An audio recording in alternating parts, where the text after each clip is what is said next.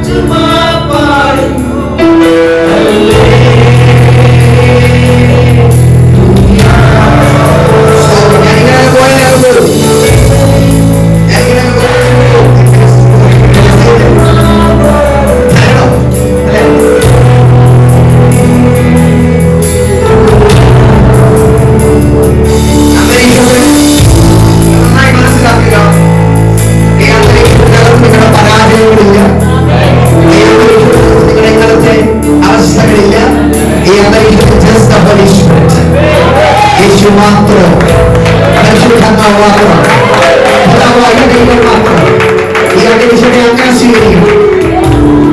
ഞാൻ എപ്പോഴും പറയും, ഒരു ശുശ്രൂഷയ്ക്ക് പോകുമ്പോ വരുന്ന ദൈവദാസന്റെ മേൽ കിടക്കുന്ന അഭിഷേകം നിങ്ങളുടെ മേൽ പകരാൻ പ്രാർത്ഥിക്കരുത്. അയാൾ ഈ വെളിപ്പെടുന്ന അഭിഷേകം കണ്ടിട്ടെങ്കിലും എന്റെ അഭിഷക്തൻ എഴുന്നേൽക്കട്ടെ, എന്നിന്റെ ശുശ്രൂഷകൻ എഴുന്നേൽക്കട്ടെ എന്ന് പ്രാർത്ഥിക്കട്ടെ. ഈ വചനം ഞാൻ കഴിഞ്ഞ 13 ദിവസമായി ധ്യാനിക്കുന്നു. കഴിഞ്ഞ 13 ദിവസങ്ങളായി കർത്താദാസൻ എന്നെ വിളിച്ച് ഡേറ്റ് തരുന്നത് അന്ന് രാത്രി ദൈവം സംസാരിച്ച ദേഷ്യമാണ്. നിങ്ങളിലേക്ക് തുറക്കാൻ വളരെ നിർബന്ധിതനായി ഇന്നലെ പകൽക്കാലം ഞാൻ വീടിനകത്ത് നിങ്ങൾക്ക് വേണ്ടി പ്രാർത്ഥിച്ചുകൊണ്ടിരിക്കുമ്പോ എന്റെ സ്പിരിച്വൽ ലൈഫിൽ ഇതുവരെ നേരിടാത്തതുപോലെ ഞാൻ സ്ട്രഗിൾ അനുഭവിക്കുകയാണ്. ദൈവസാന്നിധ്യമായിട്ട് എനിക്ക് മാറ്റാൻ പറ്റുന്നില്ല. ഭയങ്കരമായിട്ട് സ്ട്രഗിൾ അനുഭവിച്ചു. പക്ഷെ ഒരു മൊമെന്റ് ഒറ്റ വാക്ക് പറഞ്ഞു, അപ്പാ ഐ നീഡ് യുവർ പ്രസൻസ്. ആ അന്തരീക്ഷം ഒരു സ്വിച്ച് ഇട്ട് മാറുന്നത് പോലെ മാറുന്ന ഞാൻ ശ്രദ്ധിക്കുകയാണ്. അതുപോലെ ഞാൻ ഇതിനകത്ത് വിളിക്കുകയാണ്, യേശുവിനെ അപ്പ എന്ന് വിളിക്കാൻ അധികാരമുള്ള ദൈവിക തലമുറയെ നോക്കി ഞാൻ പറയുകയാണ്, നിന്റെ വീടിന്റെ അന്തരീക്ഷം ഇന്ന് വീഴുകയാണ്. ചിലരുടെ വീടുകളുടെ അന്തരീക്ഷത്തിനകത്ത് പരാജയങ്ങൾ യേശുവിന്റെ നാമത്തിൽ മരിക്കുകയാണ്. പരാജയങ്ങൾ മരിക്കുകയാണ്.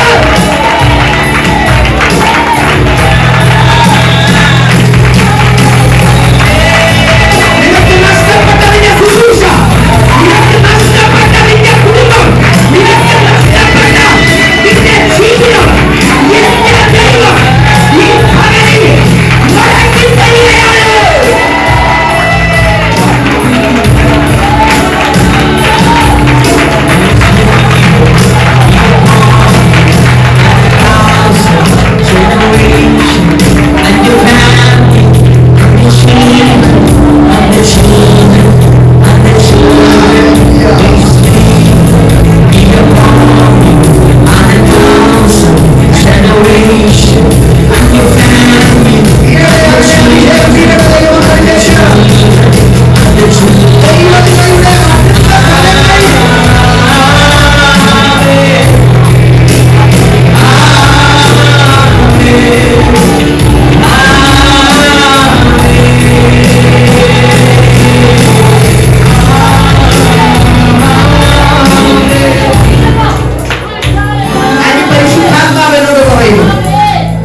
നിന്റെ പരാജയങ്ങൾ ഇവിടെ കൊണ്ട് അവസാനിക്കുകയാണ്.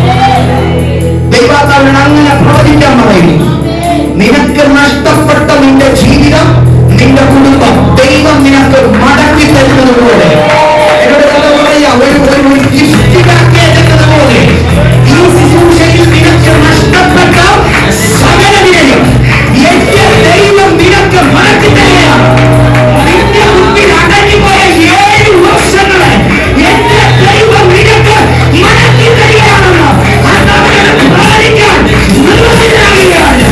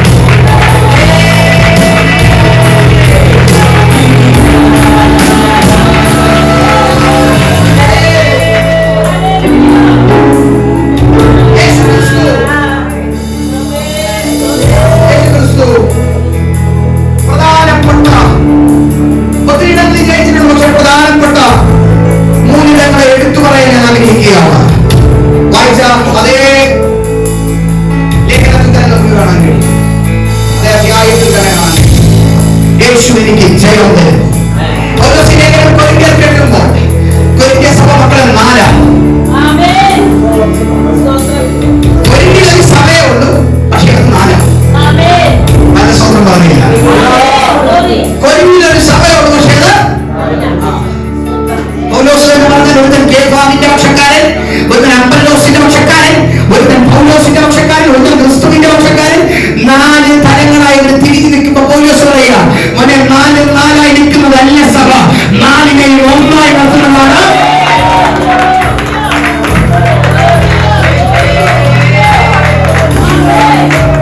ഞാൻ ഇന്ന് ആത്മാവിൽ പറയാം, പട്ടണത്തിലെ ഭിന്നതയുടെ ആത്മാവ് അഴിഞ്ഞു മാറാനുള്ളവരാണ്.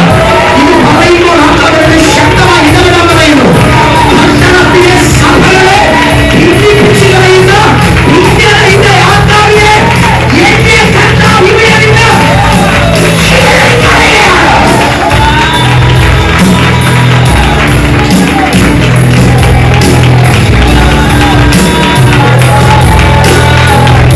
ഞാനൊരു വിഷയം കാണുന്നു. മഞ്ഞുമല തകരുന്നത് പോലെ ഓരോ സൈഡിൽ നിന്ന് പൊളിഞ്ഞു പൊളിഞ്ഞു പൊളിഞ്ഞു പോയത്. എന്റെ തമ്പുരാൻ ജിപ്സോ പസിന് അടുക്കുന്നത് പോലെ ഇന്ന് ഓരോന്നായി അടുക്കിക്കൊണ്ടിരിക്കുകയാണ്. നിനക്ക് ഇന്ന് ഞാനൊരു ഉറപ്പ് തരാമേ, ദൈവാത്മാവരോട് പറയുന്ന ദൈവശബ്ദം, ചെതറിപ്പോയ കോതമംഗലത്തിന്റെ സ്ട്രക്ചറിനെ ഇന്ന് പകൽക്കാലം ദൈവം റീസെറ്റ് ചെയ്യുകയാണ്. റീസെറ്റ് ചെയ്യുകയാണ്. ചെതറിപ്പോയതിന്റെ ജീവിതത്തെ എന്റെ ദൈവം റീസെറ്റ്.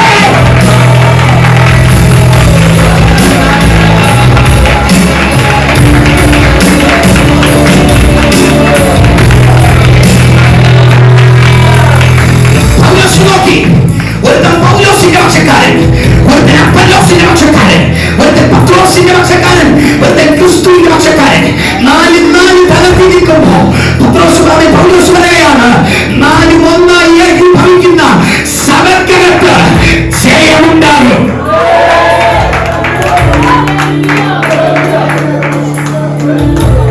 ഏത് രീതിയിലേക്ക് നിങ്ങൾക്ക് കൊണ്ടുപോകാം. നിങ്ങളുടെ സുശേഷങ്ങളിൽ നിങ്ങൾ ഭിന്നത അനുഭവിക്കുന്നെങ്കിൽ let it reset that pieces. ആ പീസുകളെ ഇതൊന്ന് റീസെറ്റ് ചെയ്യുക. നിന്റെ കുടുംബ ജീവിതത്തിൽ നീ ഭിന്നത അനുഭവിക്കുന്നെങ്കിൽ ഇന്നതിനെ റീസെറ്റ് ചെയ്യുക. അതിന്റെ കാര്യം, this is the morning of something heavy resetting. ഞാനതിനെ ആത്മാവിൽ തിരിച്ചറിയുന്നു. എന്തോ വലുതിനെ എന്റെ ദൈവം റീസെറ്റ് ചെയ്യുകയാണ്.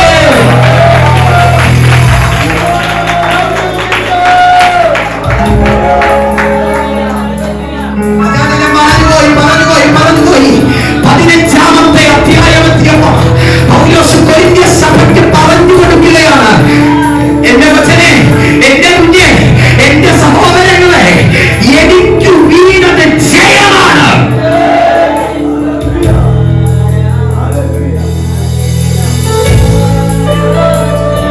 എനിക്ക് വീണത് ജയമാണ്.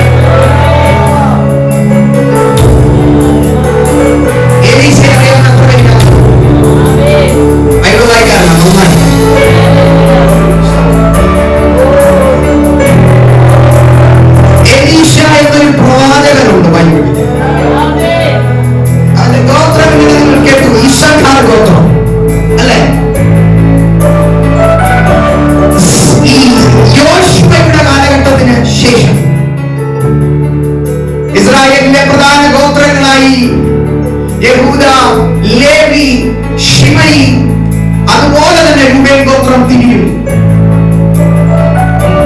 അങ്ങനെ ഓരോ നോബൽസ്, അങ്ങനെ അങ്ങനെ അങ്ങനെ അങ്ങനെ. ഇതിൽ ഏറ്റവും താഴെ വരുന്ന 2 ഗോത്രങ്ങളാണ് മനേശ്ശെ ഗോത്രവും ഇസ്സാഖാർ ഗോത്രവും. ഇവരെ എന്തിനാണ് വിളിച്ചത്? ഇവരെ വിളിച്ചത് അടിമത്വത്തിന് വേണ്ടിയാണ്.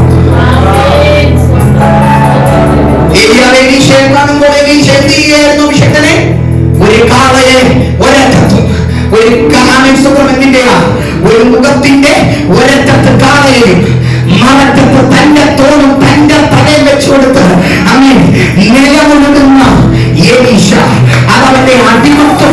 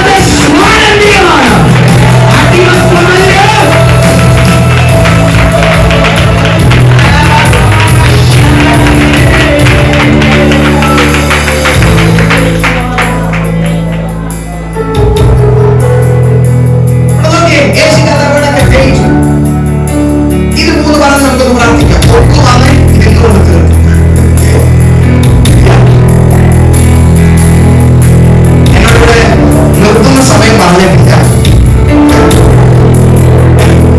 ഭക്ഷണം കഴിക്കണമെന്നുള്ളത് ഷുഗർ, പ്രഷർ, കൊളസ്ട്രോൾ ഒക്കെ കഴിക്കുന്നവർക്ക് നിങ്ങൾക്ക് ആവശ്യം പോലെ ചെയ്യാം അല്ലേ? പലരുടെ മുഖമൊക്കെ എന്നെ ഇന്നത്തോട് അവസാനിപ്പിക്കുകയാണ് അല്ലേ? ഒന്ന്, യേശു ജയിച്ച ആദ്യത്തെ തലം മരണത്തിന്റെ തലം. ഈ വരുന്ന 2 മിനിറ്റുകൾ നിങ്ങളുടെ ശ്രദ്ധയ്ക്ക് ഭയങ്കരമായിട്ട് വളരെ ആധികാരികമായ ഒരു ചിന്തയിലേക്ക് നമ്മൾ തിരിഞ്ഞു പോവുകയാണ്.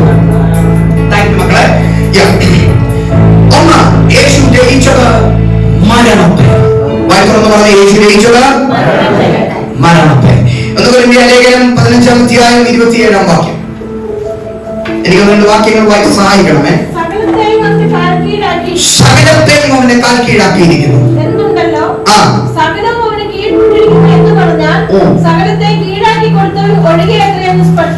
15-27 വായിക്കുന്നത്.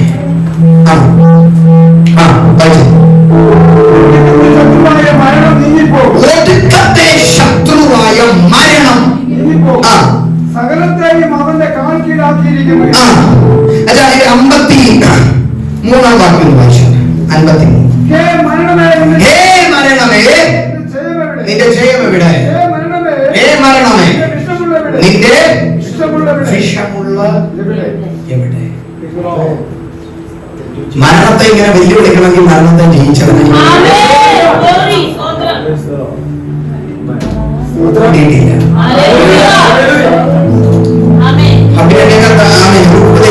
എന്നേക്കാൾ തണ്ടും തടിയുണ്ട് അല്ലെ, നല്ല ആരോഗ്യവാനാണ്. ഞാൻ അദ്ദേഹത്തെ വെല്ലുവിളിക്കണമെങ്കിൽ ഒരു വട്ടം എവിടെങ്കിലും ഞാൻ ആ മനുഷ്യനെ എന്ത് ചെയ്യണം? കേട്ടില്ല. പിന്നെ ഡാനി പാസ്റ്റർ, അദ്ദേഹം നന്നായി പാട്ട് പാടുന്നതാണ്. ഞാൻ പാട്ട് പാടാൻ തുടങ്ങി കഴിഞ്ഞാൽ നിങ്ങൾക്ക് ഇരിക്കാൻ പറ്റത്തില്ല. അപ്പൊ അദ്ദേഹത്തെ ഞാൻ തോൽപ്പിക്കണമെങ്കിൽ മിനിമം ആ ഏരിയയിലേക്ക് എത്തിക്കണം. അപ്പൊ വെല്ലുവിളിക്കണമെങ്കിൽ ആ ഏരിയ ഞാൻ ജയിച്ചിരിക്കണം. വെല്ലുവിളിക്കണമെങ്കിൽ നമ്മൾ ചുമ്മാതെ വഴിയെ പോകുന്ന എല്ലാ വിശ്വാസികളും നോക്കി പൂർണ്ണാഭിഷാചം പറയുന്നുണ്ട്. നിങ്ങള് ഞാൻ ദുരുപദേശം പറയാന്ന് വിചാരിക്കുന്നത്. ദുരുപദേശം സീരിയസ് ആയിട്ട് കാര്യം ഞാൻ പറയുന്നത്.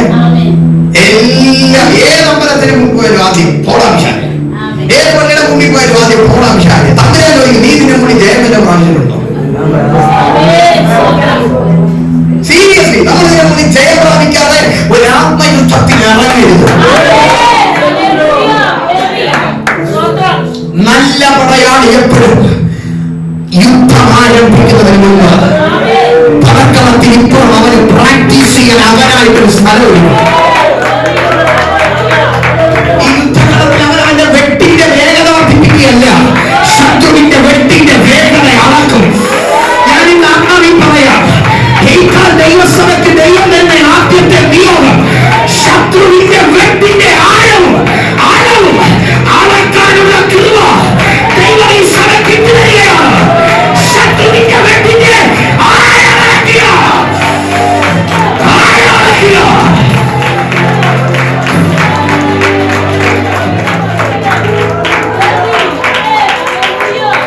ആ വേഗത ആഴം മനസ്സിലാക്കിയവനെതിരെ വെട്ടം നിൽക്കുമ്പോ അവൻ പറയും, നീ ഏത് രീതിയിൽ ഏതാഴത്തിൽ വെട്ടുമെന്ന് എനിക്കറിയാം, അതുകൊണ്ട് എങ്ങനെ ചലിക്കണമെന്ന് എനിക്കറിയാം.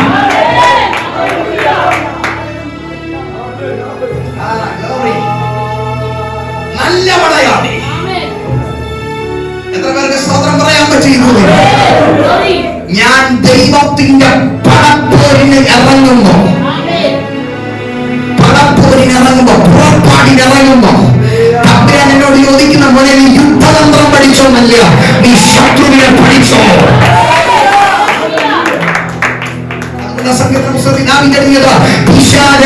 അലറുന്ന സിംഹം എന്നതുപോലെ നിങ്ങളെ വിഴുങ്ങാൻ വരുമെന്ന് നിങ്ങൾക്കറിയാം.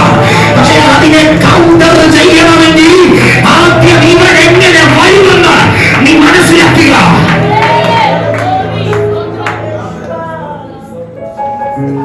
ഞാൻ കർത്താവിനോട് കർത്താവേ, ദാവീദ് എന്ന് പറഞ്ഞ മനുഷ്യനെ നീ ജനിപ്പിക്കുമ്പോ ഇൻബോണായിട്ട് അവന് സിംഹത്തെ അടിച്ചു കൊല്ലാനുള്ള ബലം കൊടുത്തിട്ടില്ല.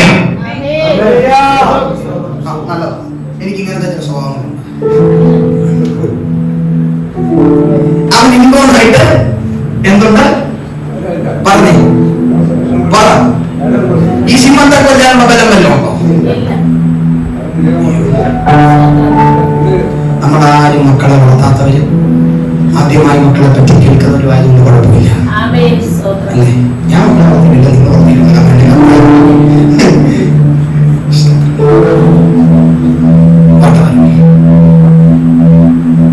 ദാവീദ് എന്ന മനുഷ്യനെ വളർത്തുമ്പോ ഈശായി പറഞ്ഞു കൊടുത്തിട്ടില്ല എങ്ങനെ സിംഹത്തെ കൊല്ലണമെന്ന്, കരടി എങ്ങനെ കൊല്ലണമെന്ന് പറഞ്ഞു കൊടുത്തിട്ടില്ല. പക്ഷെ ഇവൻ ആടിനെ മേയ്ക്കാൻ പോയി സമയത്ത് ഇവനൊരു കാര്യം പിടികിട്ടു, ആടിനെ തിരിച്ചു വിടുകയാണെങ്കിൽ അവനെ അടിച്ചത്. ആ സമയത്ത് ദാവീദ് കാൽക്കുലേറ്റ് ചെയ്തത് കരടിയുടെ വലിപ്പമല്ല, അവൻ എങ്ങനെ അറ്റാക്ക് ചെയ്യുന്നു. ഒരു മൂലത്തിൽ കിന്നരമായിരുന്നവരതി സാധാരണ കരടികൾ അവന്റെ നോട്ടത്തിൽ അവരവരെ പഠിക്കുകയാണ്.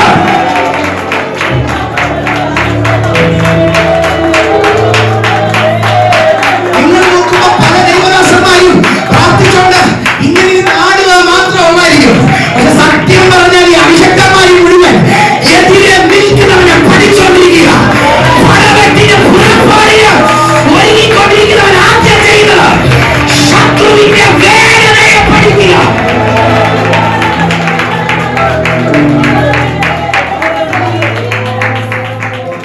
എന്നിട്ടാവും വെല്ലുവിളിക്കുക, തന്റെ അവിടെ കോണ കയറണം. വെല്ലുവിളി മുഴക്കുന്നതിന് മുമ്പ് എതിരെ നിൽക്കുന്നവൻ നിന്നെ പഠിക്കാൻ അനുവാദം കൊടുക്കരുത്. എന്റെ ഒരു പ്രത്യേക ഒരു സാഹചര്യത്തിൽ എനിക്ക് തോന്നുന്നു, ഞങ്ങള് 21 days fasting prayer മണ്ണൂര് വെച്ച സമയത്ത് കൃതദാസന്റെ അരിപ്പാസ് ശുശ്രൂഷയ്ക്ക് ശേഷം ഒരു അരമണിക്കൂർ ഞാൻ കൺക്ലൂഷൻ ചെയ്യാൻ വേണ്ടി 10 മിനിറ്റ് കയറി അരമണിക്കൂറായി പോയി. അരമണിക്കൂർ ശുശ്രൂഷ സമയത്ത് ഞങ്ങൾ പറഞ്ഞൊരു ടോപ്പിക് ഉണ്ട്, മൗനം. മൗനം. ഒരുവിന്റെ മൗനം കണ്ടിട്ടവൻ വെറുതെ ഇരിക്കുകയാണെന്ന് ചിന്തിക്കരുത്.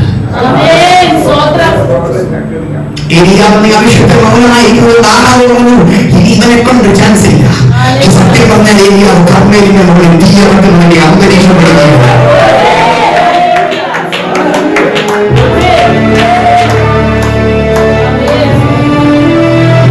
അന്തരീക്ഷപ്പെടുകയായിരുന്നു. എവിടെയാണ് പഠിച്ചതെന്നറിയാവോ? കെരീത്തോടിന് അടുത്തിരുന്ന് പഠിച്ചു. സാരാഫാത്തിൽ ഇവനെ ആര് കൊല്ലുമെന്ന് പറഞ്ഞോ, അതേ പുള്ളിക്കാരത്തിന്റെ അപ്പന്റെ രാജ്യത്ത് ഒരു വിധവയുടെ അടയം കഴിച്ചുകൊണ്ട് ആകാശത്ത് നോക്കി മനുഷ്യൻ ഇരിക്കുക. അയ്യോ, നിങ്ങൾക്ക് പിടികിട്ടുന്നില്ല.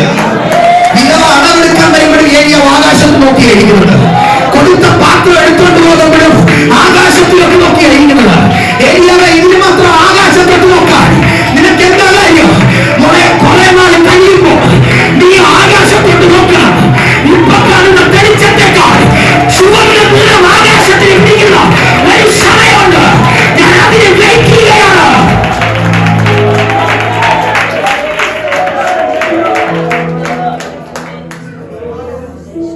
പെട്ടെന്ന് തീ അടക്കം ബാലിന്റെ പ്രവാചകൻ പറഞ്ഞപ്പോ ഏലിയാവ് കോൺഫിഡൻസോടെ ആദ്യം നിങ്ങൾ എടുത്തോളാൻ പറഞ്ഞത്. അവൻ തന്റെ ഇടം കാണിച്ച് തന്നെ പറഞ്ഞത്. തന്റെ ആകാശത്തിൽ തീ.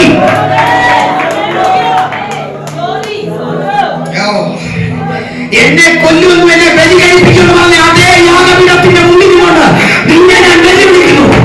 ഒരു കാലക്കുട്ടിയുടെ മുകളിൽ നീ ഇറക്കാൻ പറ്റില്ലെങ്കിൽ ഇറക്കിയ ഞാൻ ഇന്ന് നിങ്ങളെ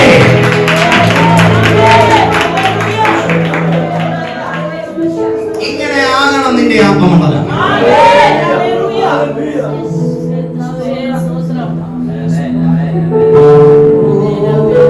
കാരണം നീ തീകത്താനുള്ള സകല സാധ്യതയെ കൂടി അടച്ചു എന്ന് പറഞ്ഞതിനേക്കാൾ തീയെ പുള്ളി പഠിച്ചു എന്ന് പറഞ്ഞത് അല്ലേ? ഓരോടെ ഏതോരം ചെയ്യുന്നതാണോ തീയെ വിറകിന്റെ മുന്നോട്ട് വെള്ളം ഒഴിക്കും. ഞാനങ്ങനെ എന്റെ മുന്നിൽ നിങ്ങൾക്ക് തീ കത്തിക്കാന്ന് പറഞ്ഞാൽ ഒരു കെട്ട് വെള്ളം കൊണ്ടുവന്ന് അതിന്റെ മുകളിലേക്ക് മൊത്തം വെള്ളം ഒഴിച്ചിട്ട് ഞാൻ തീ കത്തിക്കാൻ പറഞ്ഞത് നിങ്ങൾ എന്നെ ഭ്രാന്താന്ന് വിളിക്കും. സ്തോത്രം, സ്തോത്രം. അല്ലേ? സീരിയസ്ലി ഒരു മടിയില്ലാതെ പറഞ്ഞു കേട്ടോ.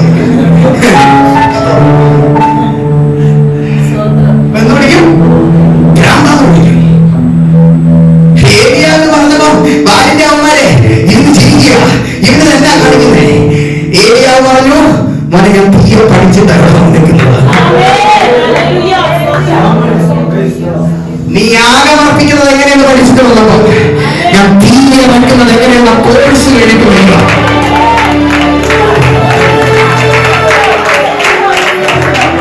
ചെറിയ 2.5 വർഷത്തെ ഡിപ്ലോമ കോഴ്സ് കഴിഞ്ഞ് പുള്ളി ഇറങ്ങി വരികയാണ്. എന്തിനാണെന്നറിയാമോ? തീയറക്കാൻ. അടുത്തൊരു വാക്ക് നിങ്ങൾ വിളിക്കുകയെന്ന് അറിയത്തില്ല.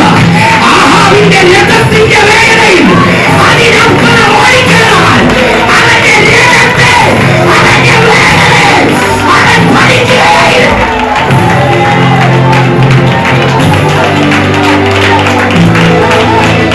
ദൈവം നിന്നെ മൗനമാക്കുന്നത് നിനക്ക് വേഗത വർദ്ധിപ്പിക്കാനാണ്.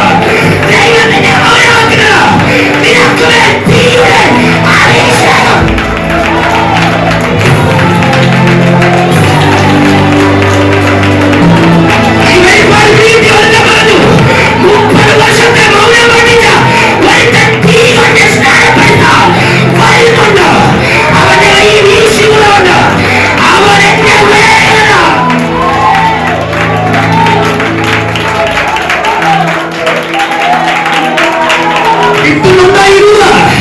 അപ്പന്റെ അമ്മയുടെ പരിപാലനത്തിൽ 30 വർഷം ആരോടും പിന്നാലെ ഒരത്ഭുത പ്രവൃത്തി ചെയ്യാതെ ആശാരിപ്പടിയെടുത്ത് അവൻ യോർദാനിന്റെ ആറ്റയിലേക്ക് വരുന്നുണ്ട്.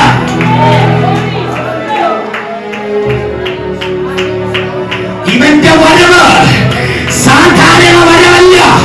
ഇവന്റെ ചെരുപ്പെ തൊടാൻ പോലും എന്നെ കൊണ്ടൊക്കത്തില്ല. അതിന്റെ കാര്യോ ഇവൻ വരുന്നത് ജനത്തിനും കാര്യമില്ല. തീക്കകത്ത്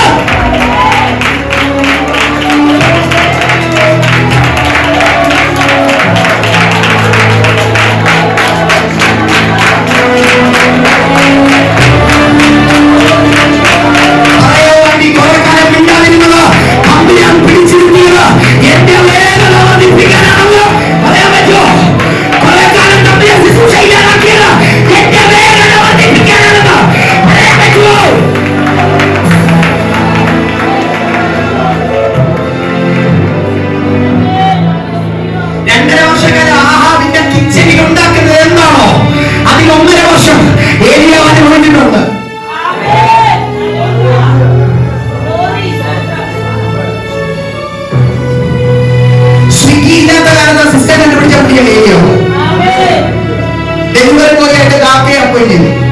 ശമ്പളം തന്നെ കൊടുക്കുന്ന എന്നോട് ചോദിക്കരുത്, എനിക്കറിയത്തില്ല. കാക്കയെ അപ്പോയിന്റ് ചെയ്തു. ഏലിയാവിന് 1.5 വർഷം അവനെ തോൽക്കുകയാണ്. ആഹാബിന്റെ അരമനയിൽ എന്തുണ്ടാക്കുന്നു അത് ഏലിയാവിനോട് ബാധിക്കപ്പെടും. ഞാൻ ചോദിക്കട്ടെ, നമ്മള് ഭക്ഷണം ഉണ്ടാക്കി വെച്ചാൽ അത് മേശപ്പുറത്തുണ്ടോ ഒരു വട്ടമെങ്കിലും ചെന്ന് നോക്കത്തില്ലേ? ഒരു വട്ടമെങ്കിലും നോക്കത്തില്ലേ? ആഹാബിന്റെ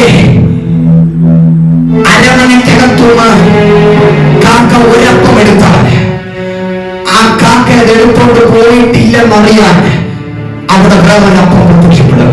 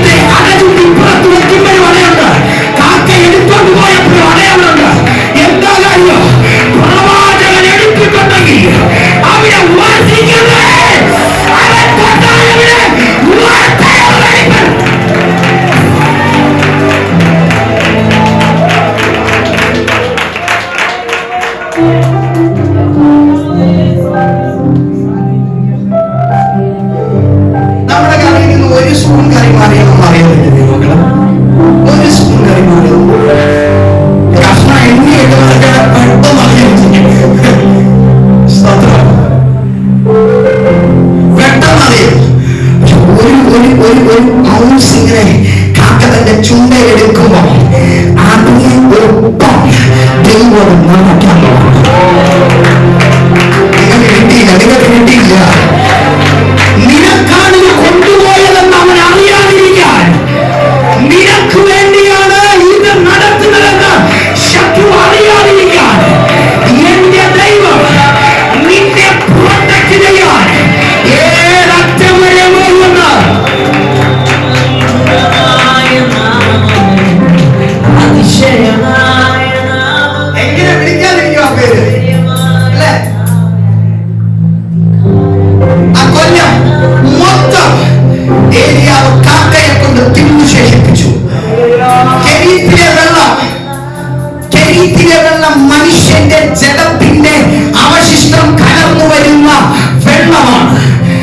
വാട്ടർ പ്യൂരിഫയർ ഇല്ലാത്ത കാലത്ത് ഏലിയാവിന് വേണ്ടി വെള്ളം ശുദ്ധീകരിച്ച് ദൈവം കൊടുത്തു.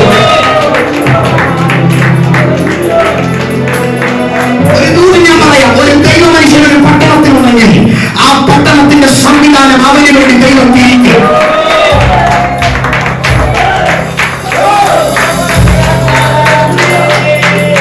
ഒരു ദൈവ മനുഷ്യൻ ഒരു പട്ടണത്തിലുണ്ടെങ്കിൽ ആ ക്ലൈമറ്റിൽ അവന് വേണ്ടതെല്ലാം ആ പട്ടണത്തിൽ ദൈവം റീസെറ്റ് ചെയ്തു കൊടുക്കും.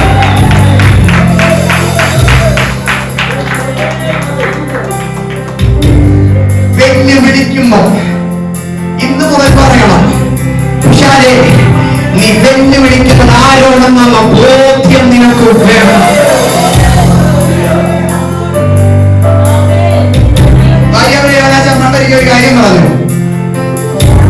ഒരു കാര്യം പറഞ്ഞു,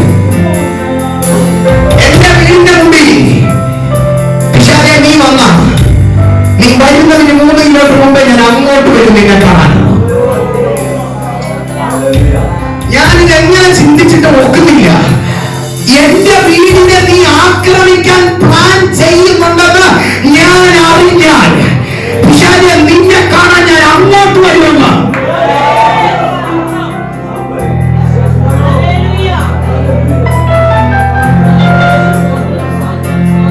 ഞാനിത് കേട്ടപ്പോ ആദ്യം ചിന്തിച്ചത് നീ നടന്നത് തന്നെയാണ്. പിന്നീട് കേരളം തന്നെ പറഞ്ഞു, ആ ഒറ്റ പേര് കേട്ടാൽ ഇളകാത്ത ഭൂമിയില്ല.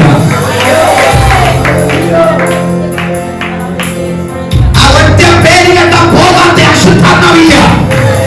മരണശേഷം ആ പേരെടുത്താൽ ഭൂതം പറയും പറയരുത്, ആ പേര് പറയരുത്. എന്നെ പുറപ്പെടുവിക്കാൻ ദൈവം അവന്റെ പേര് ഉറപ്പിച്ചിരിക്കുകയാണ്.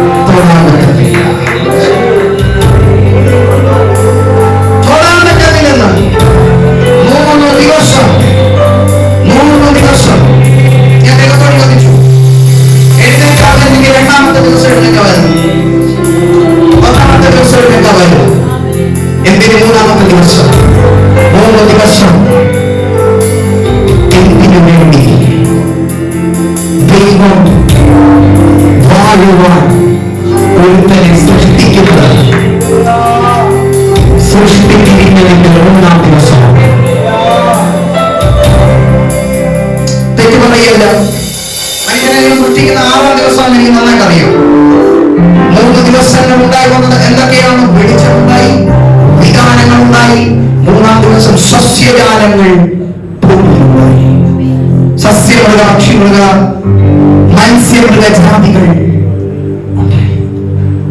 4 ദിവസം ഈ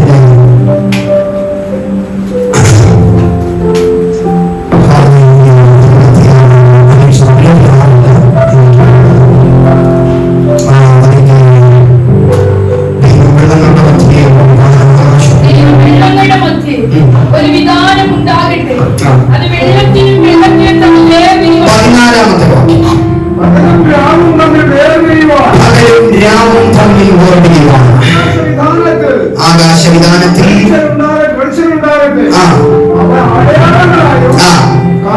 ഈ വാക്കുകളൊന്ന് ശ്രദ്ധിക്കണം. കാലം, ദിവസം, സംവത്സരം എന്നിവ തിരിച്ചറിയാനായി ഉദരട്ടെ. അവിടെ ഇത് 4-ാം ദിവസം സംഭവിക്കുന്നതാണ്. ഇത്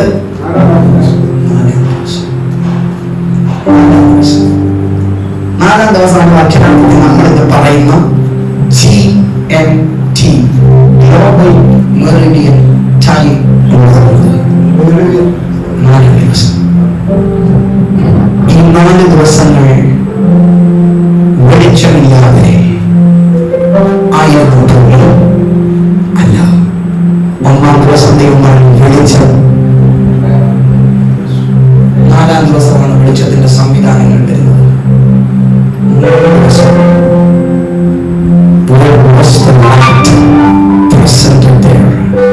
അവിടെ ഉണ്ടായിരുന്ന വെളിച്ചമാണ്. ചോദ്യം മനസ്സിലായി ഞാൻ വിശ്വസിക്കുന്നു.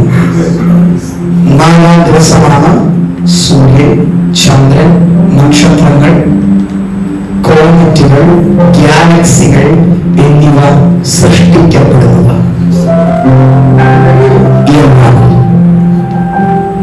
ഈ 3 ദിവസങ്ങൾ ഭൂമിയിൽ വെളിച്ചമുണ്ടായിരുന്നു. എവിടെ നിന്ന്?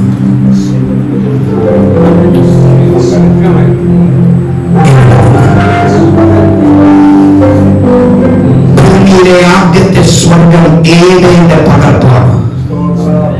എന്തിന്റെ പകർപ്പാണ്? ഭൂമിയിലെ ഏതൻ തോട്ടം സ്വർഗത്തിന്റെ പകർപ്പാണ്. 3 ദിവസങ്ങൾ ഇവിടെ പ്രസന്നനായിരുന്നത് ഹോളി സ്പിരിറ്റ് അഥവാ പരിശുദ്ധാത്മാവിന്റെ വെളിച്ചം. അവൻ ആകാശവിധാനത്തിന്റെ മുകളിൽ വാഴുമ്പോൾ,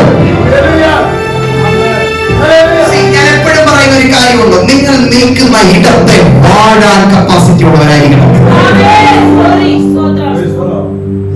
ഞാൻ ആ ഭാഗത്തേക്ക് അതുകൊണ്ട് യേശു ജയിച്ചത് മരണത്തെ. 2 പേരെടുത്തോട്ട് പറഞ്ഞ യേശു മരണത്തെ ജയിച്ചു. യേശു മരണത്തെ രണ്ടാമതായി യേശു ജയിക്കുന്നത് അധികാരങ്ങളെ, വാഴ്ചകളെ. എഫേസ്യ ലേഖനം 1-ാം അധ്യായം അതിന്റെ 20-ാം വാക്യം.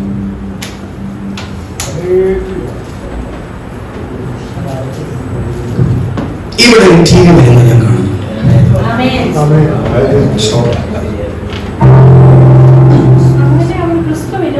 അങ്ങനെ അവൻ ക്രിസ്തുവിലും വ്യാപരിച്ച് അവനെ മരിച്ചവരുടെ ഇടയിൽ നിന്ന് ഉയർപ്പിക്കുകയും സ്വർഗത്തിന്റെ വലത്തുഭാഗത്ത് എല്ലാ വാഴ്ചകൾക്കും എല്ലാ അധികാരത്തിനും ശക്തിക്കും കർത്തൃത്വത്തിനും ഈ ലോകത്തിൽ മാത്രമല്ല വരുവാനുള്ളതിനും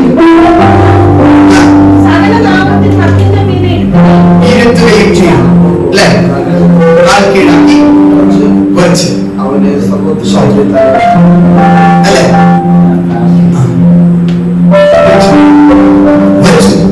കാൽ കീഴാക്കി. ഇവിടെ 2 ഭാഗങ്ങൾ പറഞ്ഞു. ഒന്ന് വാഴ്ചകളുടെ മേൽ, അധികാരത്തിന്മേലും ഭൂമിയിൽ മേൽ ഇനി വരുവാനുള്ളതും ഇപ്പോഴുള്ളതുമായ സകലത്തിന്മേലും. അത് 2 പോയിന്റായി ഞാൻ തിരിച്ചതായിരുന്നു. ആ വാക്യം ഒരുമിച്ച് വായിച്ചത് കൊണ്ട് ഞാൻ ഈ 2 ഒറ്റ പോയിന്റായി പറഞ്ഞു പോകാൻ ആഗ്രഹിക്കുകയാണ്. അക്ഷരാർത്ഥത്തിൽ കർത്താവിന്റെ ദൈവം മരണശേഷം അല്ലെങ്കിൽ തന്റെ ഉയർപ്പിന് ശേഷം കൊടുക്കുന്നത് വാഴ്ചകളുടെ മേലുള്ള അധികാരമാണ്. പക്ഷെ എന്നെ പരിശുദ്ധാത്മാവിൽ ഞാനിത് പഠിച്ചുകൊണ്ടിരിക്കുമ്പോൾ ദൈവം എന്നോട് പറഞ്ഞൊരു കാര്യം, ജയം വെളിപ്പെടുമ്പോൾ ക്രിസ്തുവിന് ആക്ടിവേറ്റ് ആയിരുന്നത് അവൻ ജനിച്ചപ്പോഴേ. കാരണം ഹെരോദാവ് അവനെ കൊല്ലാൻ നോക്കി, കിട്ടിയില്ല.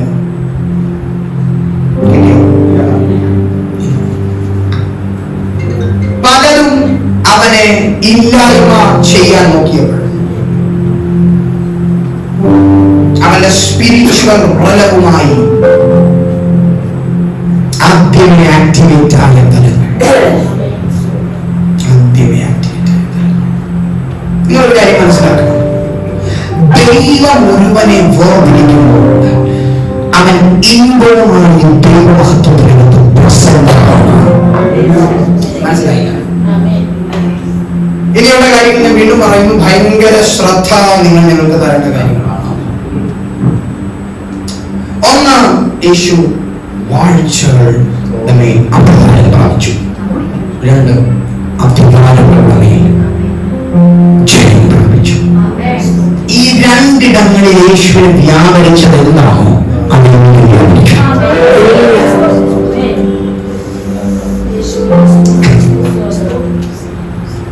വീണ്ടും ഞാൻ പറയുന്നു, യേശു ഏതൊക്കെ തലത്തിലൂടെ കടന്നു പോയിട്ടോ അവിടെ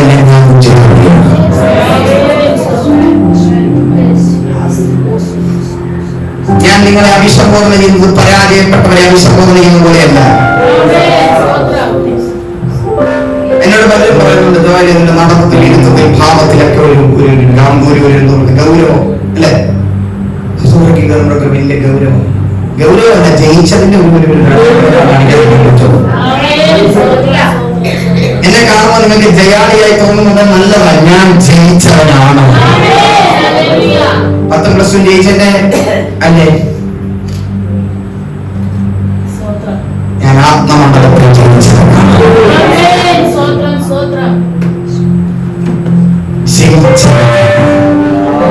ദൈവം നിന്നെ വിളിച്ചത് ജയിച്ചവനാണ്. കഴിഞ്ഞ ആഴ്ച സൺഡേ പറഞ്ഞതിന്റെ ഒരു ഭാഗം ഞാൻ പറഞ്ഞു തരാം. 2 രീതിയിലുള്ളവരുണ്ട് ആത്മതലത്തിൽ. വിളിക്കപ്പെട്ടവരുണ്ട്, ജയിക്കപ്പെട്ടവരുണ്ട്. ജയത്തിലേക്ക് വിളിക്കപ്പെട്ട ഒരു തലമുറയുണ്ട്, ജയത്തിൽ ജയിക്കപ്പെട്ടവരുണ്ട്. ഞാൻ പറയുന്നു, ജയത്തിൽ വിളിക്കപ്പെട്ടൊരു സന്താനമുണ്ട്, ജയത്തിൽ ജനിക്കപ്പെട്ടൊരു സന്താനമുണ്ട്. ഏബ്രഹാമിന്റെ ലൈഫിലേക്ക് തിരിച്ചാൽ വിളിക്കപ്പെട്ട ഇശ്മായേലുമുണ്ട്, ജനിക്കപ്പെട്ട ഇസഹാക്കുമുണ്ട്.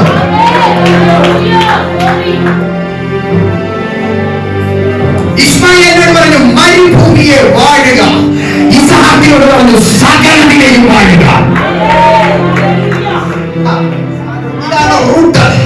വീണ്ടും ഞാൻ പറയുന്നു, വിളിക്കപ്പെട്ടവൻ ജയത്തിലേക്ക് ഇൻവൈറ്റ് ചെയ്യപ്പെട്ടവനാണ്, ജനിക്കപ്പെട്ടവൻ ജയത്തിനെ ശ്വസിക്കുന്നവനാണ്.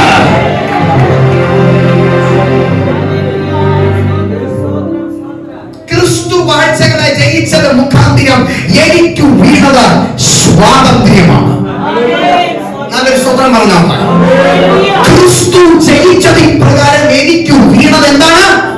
സ്വാതന്ത്ര്യമാണ്. ഞാൻ വീണ്ടും പറയുന്നു, അടിമയാണെന്ന് ആരോടും പറയരുത്.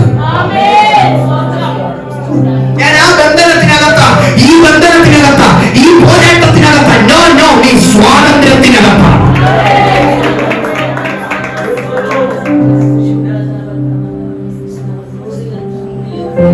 ആരാധനയുടെ തലമൊക്കെ മാറിയല്ലോ അല്ലേ? ആരാധിപ്പിക്കാനോ തരം ആരാധിക്കാനോ.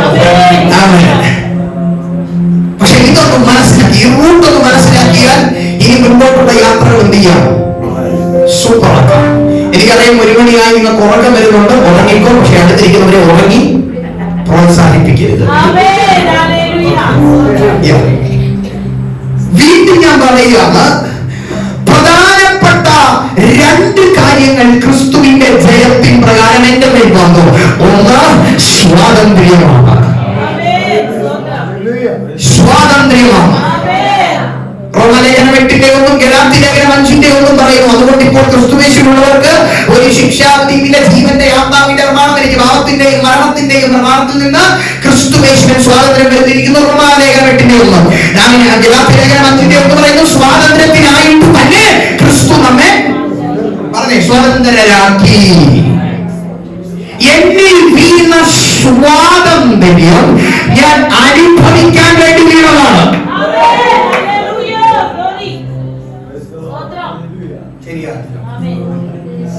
എന്നിൽ വീണ സ്വാതന്ത്ര്യം മുഴുവൻ വെളിപ്പെട്ടതിന്റെ കാരണം ഇത് ഞാൻ അനുഭവിക്കാൻ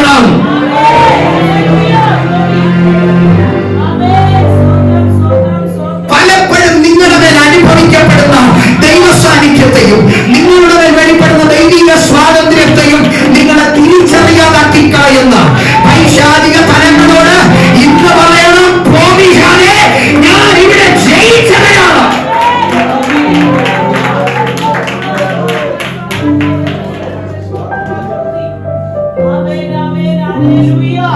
നീ ബന്ധിതനാണെന്ന ചിന്തക്കകത്തുനിന്ന് എന്ന് കാലെടുത്ത് വെക്കുന്നു, അന്ന് തമ്പുരാൻ നിന്നെ വിളിക്കും സ്വതന്ത്രൻ. മൂന്നിടങ്ങളിലാണ് നമുക്ക് സ്വാതന്ത്ര്യം പ്രധാനമായും വേണ്ടത്. ഒന്ന് നമ്മുടെ ചിന്താ മണ്ഡലത്തിൽ നമുക്ക് വേണം, രണ്ട് നമ്മുടെ ആത്മമണ്ഡലത്തിൽ നമുക്ക് വേണം, മൂന്ന് നമ്മുടെ ജഡതലത്തിൽ നമുക്ക് വേണം. പറഞ്ഞേ, ചിന്താമണ്ഡലം, ആത്മമണ്ഡലം, ജഡമണ്ഡലം. സ്തോത്രം.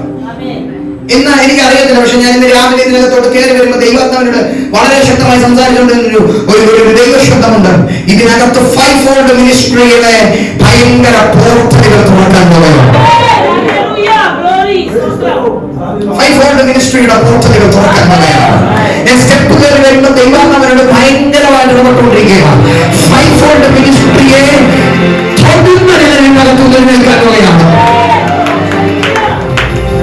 5 പ്രധാനപ്പെട്ട ശുശ്രൂഷകന്മാരെയാണ് ദൈവം തന്റെ ശുശ്രൂഷകാലത്ത് പുറപ്പെടുവിച്ചത്. 1 ഇടയന്മാർ, 2 ഉപദേഷ്ടാക്കൾ, 3 പ്രവാചകന്മാർ, 4 സുവിശേഷകന്മാർ, 5 അപ്പോസ്തലന്മാർ.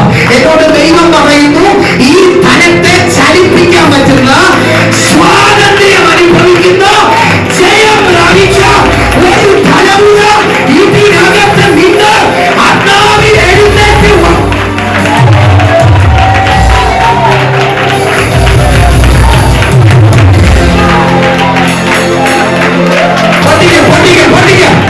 ശുശ്രൂഷ ചെയ്യാൻ പറ്റത്തില്ലെന്ന് നിന്നോട് പറഞ്ഞു ലോകത്തിന്റെ ബന്ധനങ്ങളെ പൊട്ടിച്ചു കളയുക, ലോകത്തിന്റെ ബന്ധനങ്ങളെ പൊട്ടിച്ചു കളയുക, പൊട്ടിച്ചു കളയുക.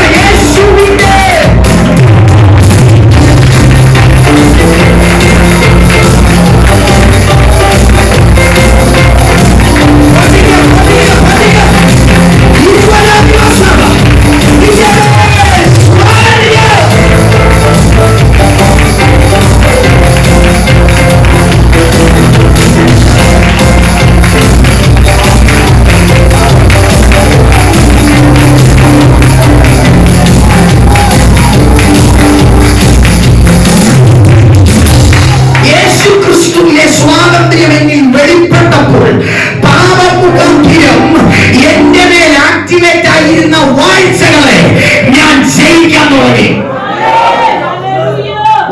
കിട്ടിയില്ല. യേശു ക്രിസ്തുവിൽ വെളിപ്പെട്ട സ്വാതന്ത്ര്യം എന്റെ മേൽ ആക്ടിവേറ്റ് ആകാൻ തുടങ്ങിയ ആദ്യ നിമിഷം പാപമുഖാന്തരം എന്റെ മേൽ ചലിച്ചിരുന്ന വാഴ്ചകൾ എന്റെ മേൽ വ്യാപരിക്കുന്ന സ്വാതന്ത്ര്യത്താൽ എന്റെ കാൽ കീഴായി പോയി.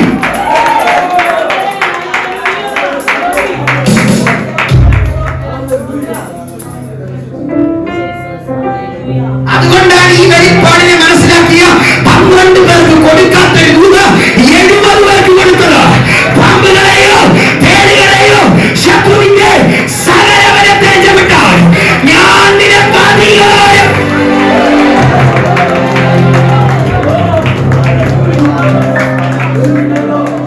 ദൈവാസന്മാരെ, ഒരു ചോദ്യം ഞാൻ ചോദിച്ചോട്ടെ.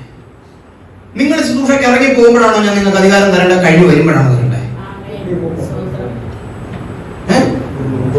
അല്ലേ? പോകുമ്പോ അല്ലേ വേണ്ടത്? ഞാൻ ഒരാൾക്ക് വേണ്ടി പ്രാർത്ഥിക്കുകയാണ്, അഭിഷേകം പകർന്ന് പ്രാർത്ഥിക്കുക. അയാൾക്ക് എപ്പോ വേണോ എന്റെ അഭിഷേകം, അല്ലെങ്കിൽ എപ്പോ വേണോ പകർച്ച ശുശ്രൂഷയ്ക്ക്? പക്ഷെ ഇത് കയറി വരുന്നതിനോട് പറയാ, പാമ്പുകളെ ചവിട്ടാൻ ഞാൻ അഭിഷേകം തരികയാണ്, തേളുകളെ ചവിട്ടാൻ ഞാൻ നിങ്ങൾക്ക് അഭിഷേകം തരികയാണ്. അക്ഷരാർത്ഥത്തിൽ ഒറ്റ കാര്യം, വാഴ്ചകളുടെ മേൽ വാഴാൻ നിന്നെ അപ്പോയിന്റ് ചെയ്യുകയാണ്.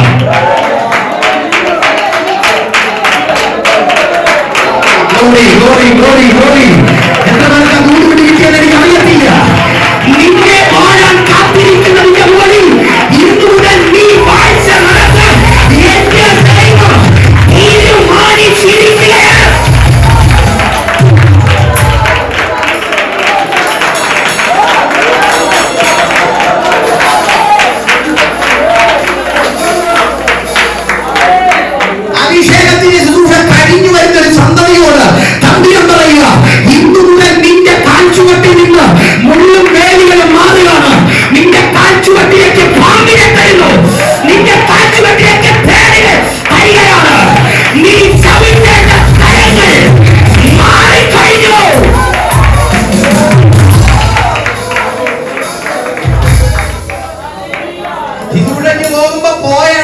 പൊടി തട്ടിക്കളയണമെന്ന് പറഞ്ഞ കർത്താവ് തന്നെ അതേ പൊടിയിലിട്ട് അതിനെ വാഴുന്നവനെ ചവിട്ടാൻ അധികാരം കൊടുക്കുകയാണ്.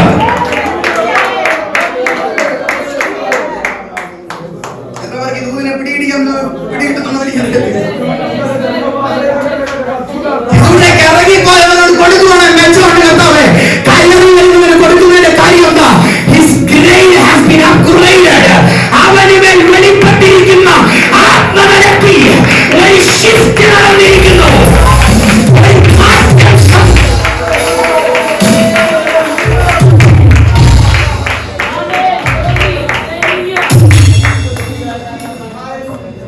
പാപമുഖാന്തരം മനുഷ്യന് നഷ്ടപ്പെട്ട പ്രധാന വാഴ്ചകളിൽ ഒന്നാണ് പർവ്വജാതികളെ വാഴുക, ഇഴജാതികളെ വാഴുക, വെള്ളത്തിനുമേൽ വാഴുക. നന്നായി സ്വത്രം പറഞ്ഞ് വെള്ളത്തിനുമേൽ എല്ലാവരും പറ വെള്ളത്തിനുമേൽ വാഴുക. എന്തുകൊണ്ടാണ് ഞാൻ ഈ പദം ഇങ്ങനെ എടുത്തു പറഞ്ഞതിന്റെ കാര്യം എന്നറിയാമോ? വെള്ളം നിങ്ങൾക്ക് നോക്കിയാൽ എന്താണ് വെള്ളം? നിങ്ങൾ വെള്ളത്തിനെ നോക്കി എനിക്കെന്ന ഗ്ലാസ് ആണ്. വെള്ളത്തിന്റെ പ്രത്യേകത പഠിച്ചിട്ടുള്ളവർക്കറിയാം. മക്കളെ കെമിസ്ട്രി പഠിച്ചിട്ടുണ്ടോ? ഇല്ല, പഠിക്കാനേ പോയിട്ടില്ല. സന്തോഷം. ഇത് കെമിസ്ട്രി ഇതിനൊരു കാര്യം പറയും. എന്താണെന്നറിയോ? ഇതിനൊരു ഗുണം പറയും. Colourless, odourless, shapeless. മൂന്ന് ഗുണങ്ങളുണ്ട്. Colourless, odourless, shapeless. ഇതിനെ എന്ത് ഒഴിക്കുന്നോ, ഇത് എന്തിനൊഴിക്കുന്നോ ഈ വെള്ളം അതിന്റെ ഷേപ്പ് എടുക്കും. ഇതിലേക്ക് എന്ത് കലക്കുന്നു അതിന്റെ കളർ എടുക്കും. ഇതിലേക്ക് എന്ത് ഗന്ധം ഒഴിക്കുന്നു അതിന്റെ ഗന്ധം എടുക്കും. അതാണ് വെള്ളം എന്ന് പറഞ്ഞാൽ ഇവരെന്തിനെ വിടുന്നു. എന്റെ ആമാശയത്തിന്റെ ആകൃതി വെള്ളം എടുത്തു കഴിഞ്ഞു എന്ന് പറഞ്ഞതുപോലെ വെള്ളത്തിന്റെ പ്രത്യേകത ഇത് കിടക്കുന്ന ഇടത്ത് വിഴുങ്ങിക്കളയും.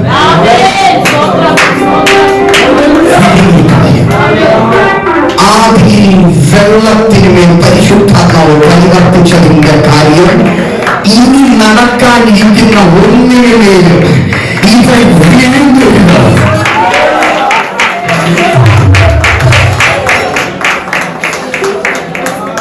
വെള്ളത്തിന്റെ തീവ്രത ഒന്നുമില്ലെന്ന് പറഞ്ഞ ജനത്തോട് നോഹ കാണിച്ചു തന്നു എന്താണ് വെള്ളത്തിന്റെ തീവ്രത എന്ന്. 8 മാസത്തെ ന്യായവിധിയുടെ വെള്ളത്തിൽ ജനം പെട്ടകത്തോളം പൊങ്ങി വന്നപ്പോൾ ജനത്തിന് പിടികിട്ടി എന്താണ് വെള്ളം. കർത്താവ് പറഞ്ഞു ഈ വെള്ളം കൊണ്ട് ഒരുത്തനെയും ഒന്നിനെയും ഞാൻ ദൈവത്തിന് ഉപദ്രവിക്കത്തില്ല. അന്ന് ദൈവം വെള്ളം കൊണ്ടുള്ള ഉപദ്രവം നിർത്തി. ദൈവം അത് നിർത്തിയപ്പം പിശാച് തുടങ്ങി. കുറച്ച് ചരിത്ര ഉറക്കം വരും, എനിക്ക് അറിയത്തില്ല, പക്ഷെ പറഞ്ഞു പോകാതിരിക്കാൻ പറ്റത്തില്ല. വെള്ളത്തിന്മേൽ ജയം പ്രാപിക്കുന്നവൻ ആരാണോ അവനാണ് അടുത്ത ആത്മവരത്തെ കൊണ്ടുപോകുന്നത്.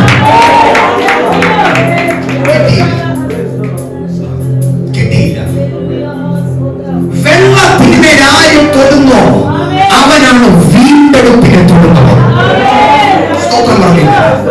വെള്ളത്തെ ആര് തൊടുന്നോ അവൻ വീണ്ടെടുപ്പിനെ തൊട്ടിരിക്കും.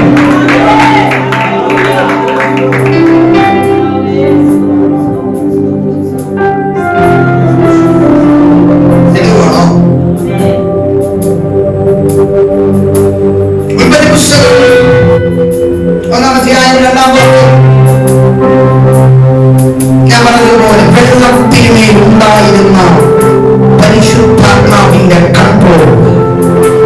ഉൽപ്പത്തി പുസ്തകം നിങ്ങൾ ആകമാനം പഠിച്ചു നോക്കുക. വെള്ളത്തെ ഒരിക്കലും പൈശാചികമായി ചിത്രീകരിച്ചിട്ടില്ല. ഉണ്ടോ? ഇല്ല.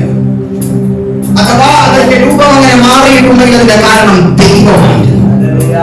അതിന്റെ കാരണം ദൈവമായിരുന്നു. ന്യായവിധി കൊണ്ടുവന്നത് ദൈവമാണ്. ഓടിയവർ ദൈവത്തിന്റെ കാരണത്താണ്.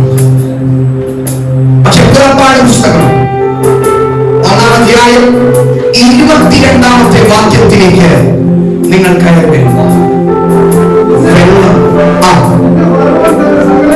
പിന്നെ ഫറവോൻ തന്റെ സകല ജനത്തോടും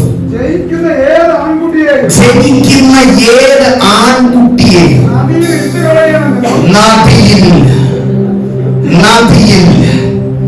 നദിയിൽ പിന്നെ അവരോട് പൊലിപ്പിക്കുക, വെള്ളത്തിൽ ഇട്ടുകളയണമെന്ന് ഫറവോൻ കൽപ്പന പുറപ്പെടുവിച്ചു.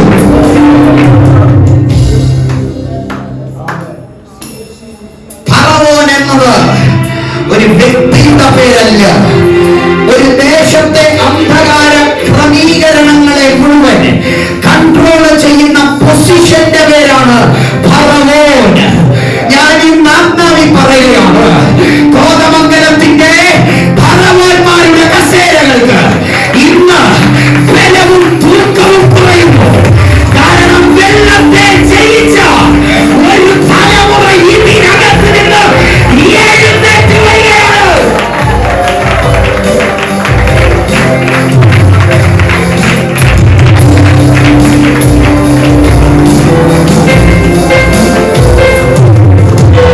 പരിശുദ്ധാത്മ വാഴ്ച വെള്ളത്തിന്റെ നിന്ന് ആ അന്തരീക്ഷത്തിൽ പിശാച് കൈകാര്യം ചെയ്യുകയാണ്.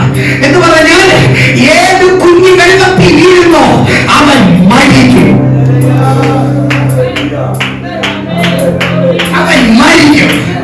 പക്ഷേ സഹസഹോദരന്മാർ മുഴുവൻ മരണം കണ്ട നൈൽ നദിയുടെ മുകളിലൂടെ വാഗ്ദത്തത്തിലേക്ക് വിളിക്കപ്പെട്ടവന്റെ ജ്ഞാനപ്പെട്ടകം നീങ്ങുകയാണ്. അവൻ പറഞ്ഞു, ഞാൻ വെള്ളത്തെ ജയിച്ചാൽ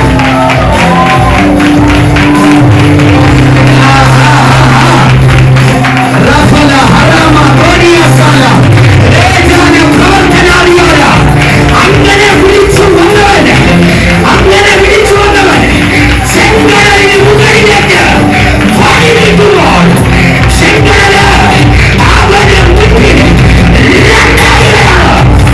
ഇവൻ വെള്ളത്തെ സ്വന്തമാണ്.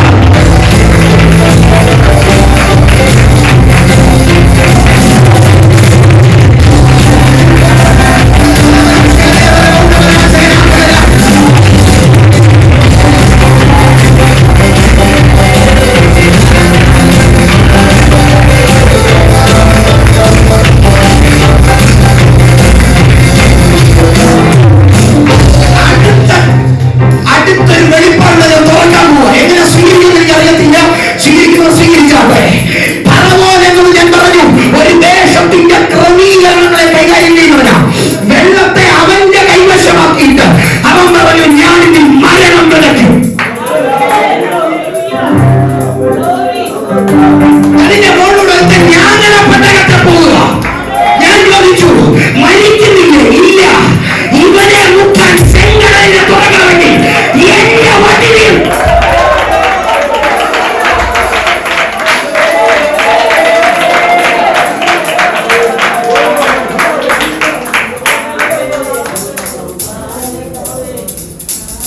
മാസത്തെ ഹോമത്തിനപ്പുറം ഫറവോൻ ആ ക്ലൈമറ്റിൽ വെള്ളത്തെ കുടിച്ചു.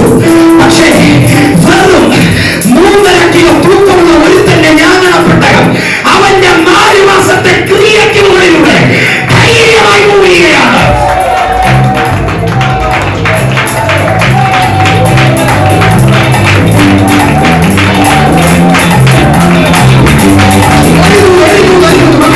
ഒരു കൂടി പറഞ്ഞോട്ടെ. മോശയുടെ ഗർഭപാത്രം ലേവ്യ സ്ത്രീയുടെ ഉദരമല്ല. അവന് വേണ്ടി അവന്റെ അപ്പനെ ഉണ്ടാക്കിയ ജ്ഞാനപ്പെട്ടകത്തെ ഞാൻ വിളിക്കും മോശയുടെ ഗർഭപാത്രം.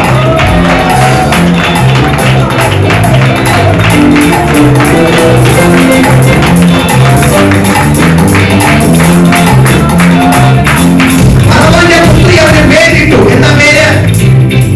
ഫറവോന്റെ പുത്രിയുടെ പേരെന്നാ? ഫറവോന്റെ പുത്രിയുടെ പേരെന്നാ?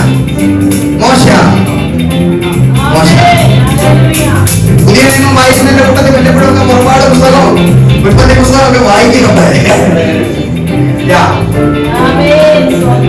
എനിക്ക് സ്വാതന്ത്ര്യം കൊണ്ട് അങ്ങോട്ട് പറയാൻ കേട്ടോ, വേറൊന്നുമില്ല. എനിക്ക് ഭയങ്കര സ്വാതന്ത്ര്യം മനുഷ്യനുണ്ട്, അതുകൊണ്ട് പറയാം. നിങ്ങളിതൊക്കെ പറഞ്ഞ അടുത്ത മീറ്റിംഗിൽ എനിക്ക് ഇവിടെ ജയിക്കില്ല. അതുകൊണ്ട് ഇവിടെ കൂട്ടപ്രതിഷേധം വരുമെന്നാണ് ഞാൻ നിങ്ങളുടെ പറയാം. പറയുന്നത് നിങ്ങളൊന്ന് മനസ്സിലാക്കി. സംഭവം സിമ്പിളാണ്, സംഭവം വളരെ ലളിതമാണ്. മോശയുടെ പുത്രി ഇവനെ പേരിടുകയാണ് മോശ.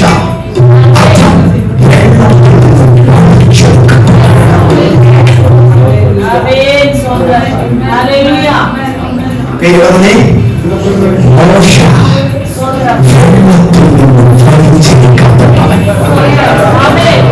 പക്ഷെ ആ പദത്തിൽ ഒരു മുറുകയിലുള്ളത് വെള്ളത്തെ ജയിച്ചവൻ. നിങ്ങളെടുത്തില്ല, നിങ്ങൾക്കത് വേണ്ടെന്ന് തോന്നുന്നു, നിങ്ങൾക്കത് വേണ്ടെന്ന് തോന്നുന്നു.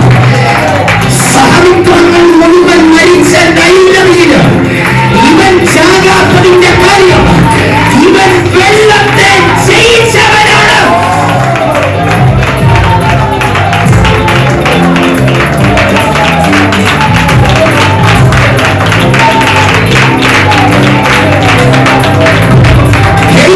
സഭയോട് ഇന്നാത്മാവ് പ്രവചിക്കുന്നു, നിന്നെ മുക്കുമെന്ന് പറഞ്ഞ വെള്ളത്തിന് മുകളിൽ ജയം പ്രാപിക്കുന്ന ഒരു തലമുറ.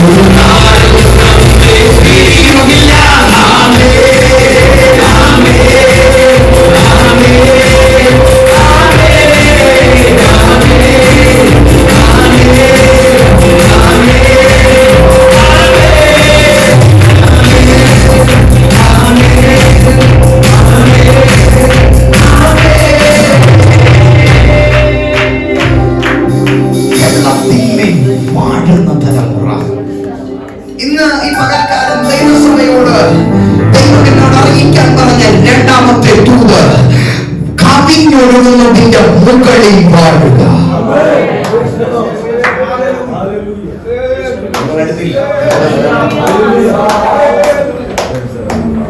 ഈ ആത്മതലത്തിന് മുകളിൽ നിന്റെ ആത്മീയതയെ മുട്ടിക്കളയാൻ എടുത്തിരിക്കുന്നതിനെ വാഴുക. രണ്ട് കാര്യം പറഞ്ഞ് പ്രാർത്ഥിക്കാം. എനിക്ക് ഉറപ്പായിരുന്നു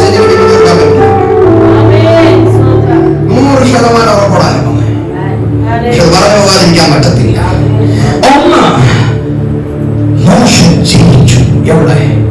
വെള്ളത്തിന് മുകളിൽ ജയിച്ചു.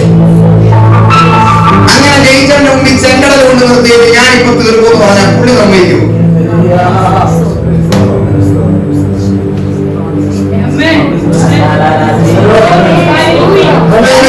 കണ്ടിട്ട് വരുന്നതാ. എന്നെ മുക്കാൻ വേണ്ടി ഇതിനും വലിയ പരിപാടിയൊക്കെ ഒപ്പിച്ചതാ. അതിന്റെ പോലെ കിട്ടിയിട്ടില്ല. പിന്നെ ശരിക്കെഴുതുന്ന കൈതി സൂചി കണ്ടികളോട് പറഞ്ഞു കൊന്ന് കളഞ്ഞേക്കണം. അവിടെമാര് പറഞ്ഞു ഒക്കത്തില്ലെന്ന്.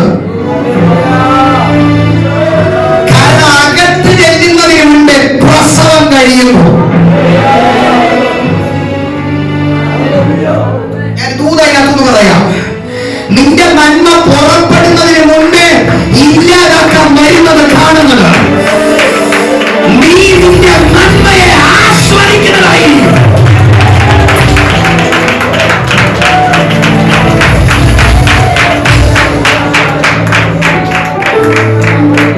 കാരണം നിന്റെ ജനനം ഓർഡിനറി അല്ല.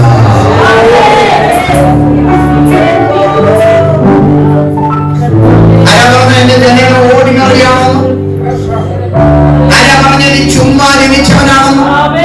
ആരാ പറഞ്ഞ നീ ഒരു വിധിയില്ലാതെ ജനിച്ചവനാണെന്ന്? ആരാ പറഞ്ഞ നീ വിശുദ്ധീകരണമില്ലാതെ ജനിച്ചവനാണെന്ന്? ഇരമ്യാപ്രവചനം 1:5 പറയുമ്പോൾ ഗർഭപാത്രത്തിൽ നിന്നെ ഞാൻ വിശുദ്ധീകരിച്ചിരിക്കുന്നു.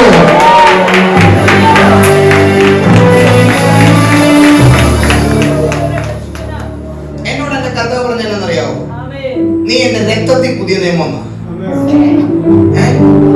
എന്റെ മുമ്പിൽ വെള്ളം കൊണ്ടുവന്നിട്ട് ഇപ്പൊ തീർക്കുമെന്ന് പറഞ്ഞാൽ ഞാൻ പറയാം യേശുവിന്റെ രക്തം മാറണം. ജയിച്ചവനെ പറയാൻ പറ്റത്തുള്ളൂ.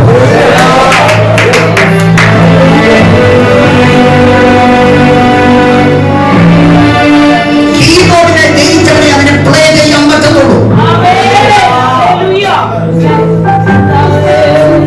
സിംഹത്തെ ജയിച്ചവനെ അതിനോട് ഗർജിക്കാതിരിക്കാൻ പറയാൻ പറ്റത്തുള്ളൂ.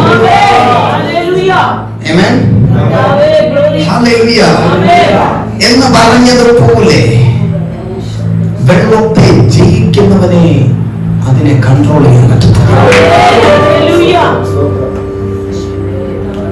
ചെങ്കടലിന്റെ മുമ്പിൽ വന്ന് നിൽക്കുന്ന ജനത്തിന്റെ മുമ്പിൽ യോർദാൻ നദി കാണിച്ചിട്ട് പറ്റത്തില്ലെന്ന് പറഞ്ഞു. ഞാൻ ആ ഭാഗത്തേക്ക് വരാം. യോശുവയുടെ പുസ്തകം 3-ാം അധ്യായം 15-ാം വാക്യം. വെള്ളത്തിന്റെ ഭാവം വീണ്ടും വീണ്ടും മാറിക്കൊണ്ടിരിക്കുന്നത് നിങ്ങൾക്ക് കാണാൻ പറ്റും. കൊയ്ത്ത് കാലത്തൊക്കെ കര കവിയുന്ന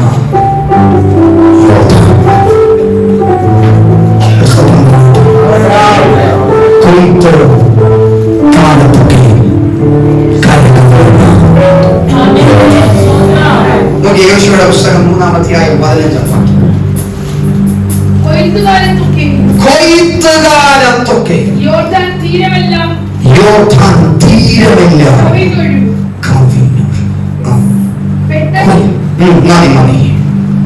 കൊയ്ത്തുകാലത്തൊക്കെ യോർദാൻ കവിയും. അപ്പോൾ ഇവന്റെ ലക്ഷ്യം നീ നിന്റെ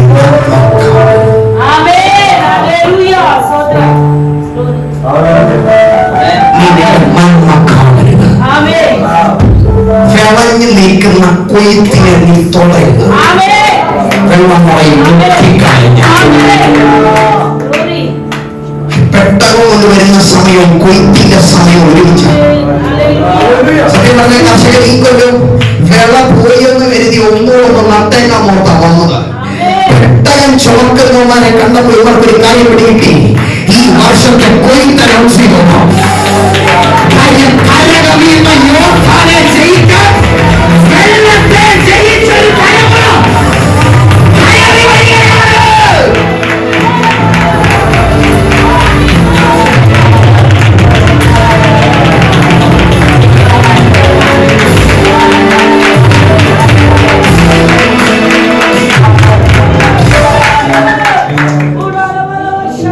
കഴിഞ്ഞ കാലങ്ങൾ മുഴുവൻ സീസണലായി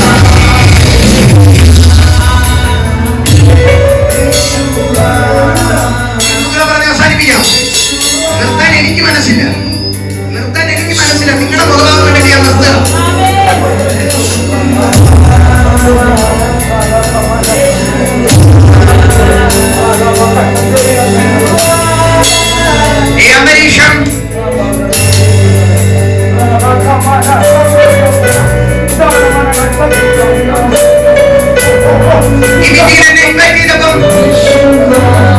ഞാൻ ഈ ദേവദാസനോട് പറഞ്ഞൊരു പദമുണ്ട്, നിങ്ങളുടെ മേൽ കുടുംബമായി എന്തോ വീഴാൻ പോകുകയാണെന്ന്. ആ വാക്യം ഞാൻ തുറക്കാൻ പോവാ. യോശുവയുടെ പുസ്തകം, 2 രാജാക്കന്മാരുടെ പുസ്തകം 2:14 വരെ വെള്ളം കൊണ്ടുവന്നതിനെ മുഴുവൻ അത് നഷ്ടപ്പെടുത്തുമായിരുന്നു. പക്ഷെ അഭിഷേകത്തോടെ ഒരുത്തൻ വെള്ളത്തെ നോക്കി കൽപ്പിക്കുകയാണ്. സഭാപ്രസംഗി 11:1, നിന്റെ അപ്പത്തെ വെള്ളത്തിന് മുകളിൽ എറിയുക.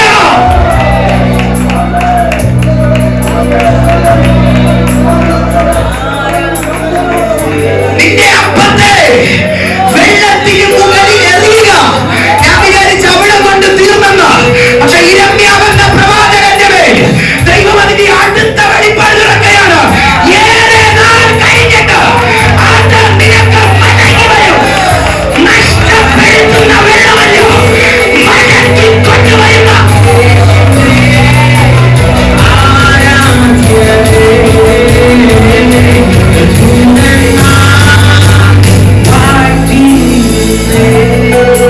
ഇതുവരെ നിങ്ങൾ കേട്ടത് നന്മയെ കൊണ്ടുപോകുന്നതിനെ, പക്ഷെ നന്മയെ കൊണ്ടുപോകാൻ അറിഞ്ഞാലും അത് മടക്കി തരുന്ന വെള്ളം നിനക്ക് വേണ്ടി ഇതിനകത്ത് ഒഴുകുകയാണ്.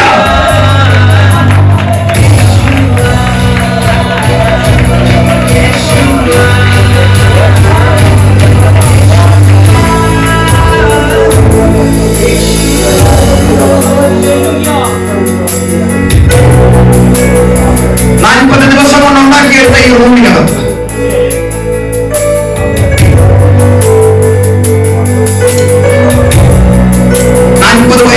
ദിവസം കൊണ്ട് ഉണ്ടാക്കിയെടുത്ത ഈ റൂമിനകത്ത് നിങ്ങൾ പ്രതീക്ഷിക്കാത്തൊരു മഹത്വം ദൈവം ഒളിപ്പിച്ചിട്ടുണ്ട്.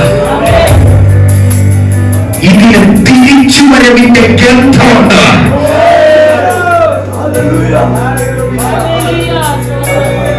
ഇതിന്റെ ഭിത്തികളിൽ നഷ്ടപ്പെട്ടതിന്റെ അടയാളമല്ല. ഇതിനകത്ത് കയറുമ്പോൾ മുഴുവൻ ദൈവനോട് പറയുന്നു, ഇതിനെന്തിനെയൊക്കെയോ മടക്കിക്കൊണ്ടുവരാനുള്ള കപ്പാസിറ്റി ഉണ്ട്.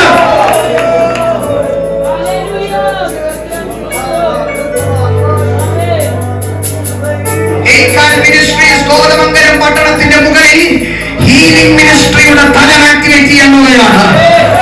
എന്നോട് ദൈവം പറയുന്നു 8 മാസത്തിനകത്ത് നിങ്ങൾ ഈ ഹോൾ എക്സ്റ്റെൻഡ് ചെയ്യും. 8 മാസത്തിനകത്ത് നിങ്ങൾ ഈ ഹോൾ എക്സ്റ്റെൻഡ് ചെയ്യും. എന്നോട് പരിശുദ്ധാത്മാവ് വ്യക്തമായി പറയുന്നു, മരണകാരണമായ യാതൊന്നും ഇതിനകത്ത് കയറത്തില്ല.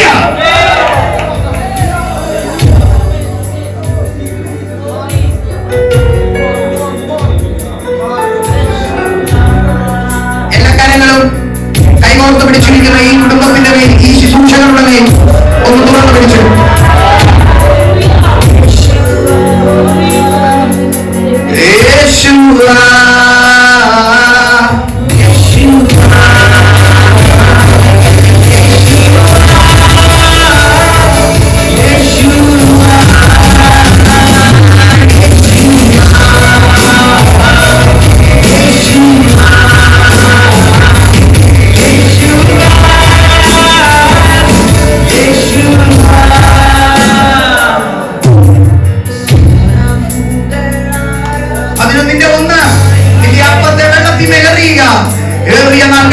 തിരിച്ചു കിട്ടും. ഞാൻ ഈ വാക്യം ഇപ്പോഴാണ് കാണുന്നത്. 2ാമത്തെ വാക്യം, നിന്റെ ഓഹരിയെ 8ആയിട്ടോ 7ആയിട്ടോ നിനക്ക് ഭാഗിച്ചെടുക്കാം.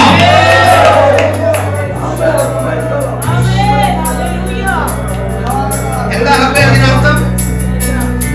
എറിഞ്ഞതൊന്ന് തിരിച്ചു കിട്ടുന്നത് എണ്ണാൻ പറ്റാത്തത്. ഈ ദേശത്ത് അധ്വാനിച്ചതും ഈ ദേശത്ത് എറിഞ്ഞ വിത്തും വെറുതെയായി പോയെന്ന് തോന്നുന്നുണ്ടെങ്കിൽ ഒരു വെള്ളം നിന്റെ വിത്ത് കൊണ്ടുപോയിട്ടില്ല.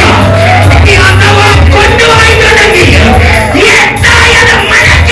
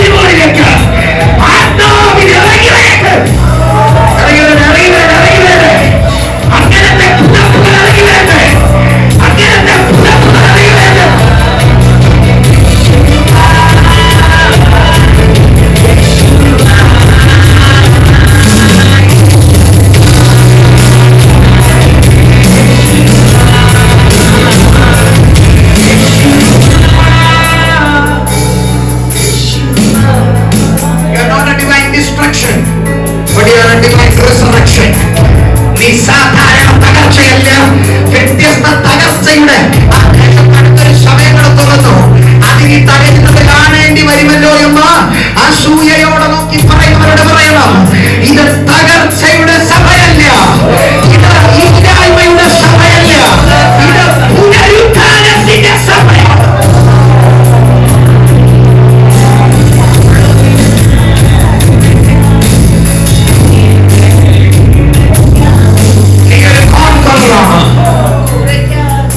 നീ ഒരു പരമാധികാരിയാണ്. നിന്നിൽ ദൈവം മറച്ചു വെച്ചത് കേവലം ഒരു പ്രവാചകനെ മാത്രമല്ല, ദൈവം നിന്നിൽ ഒളിപ്പിച്ചിട്ടിരിക്കുന്ന പരമാധികാരിയുടെ അങ്കി വിലക്കിന്ന് വീഴുകയാണ്. ഞാനിത് പറയുമ്പോൾ ദൈവനോട് പറയുന്നു, മോനെ, നീ പ്രതീക്ഷിക്കാത്ത ഡിവൈൻ ഷിഫ്റ്റുകൾ ഇന്ന് നിന്റെ ആത്മമണ്ഡലത്തിൽ ദൈവം തിരികെയാണ്. കാരണം നീ വെള്ളത്തെ ജയിച്ചവനാണ്. നിന്റെ പേരിന്റെ അർത്ഥം അവൻ വെള്ളത്തെ ജയിച്ചവനാണ്.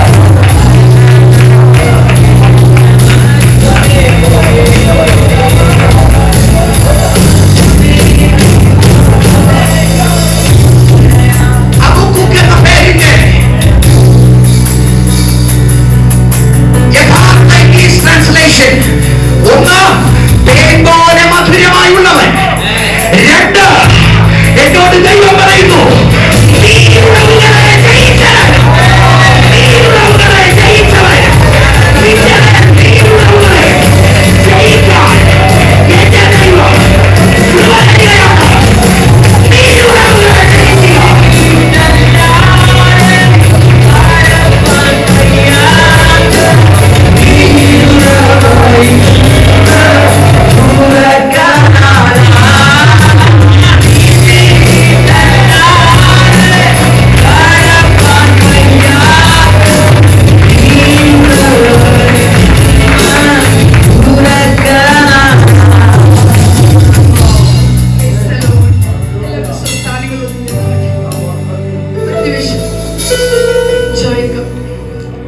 എല്ലാവരും സംസ്ഥാനങ്ങളിൽ ഇരുന്നാട്ട്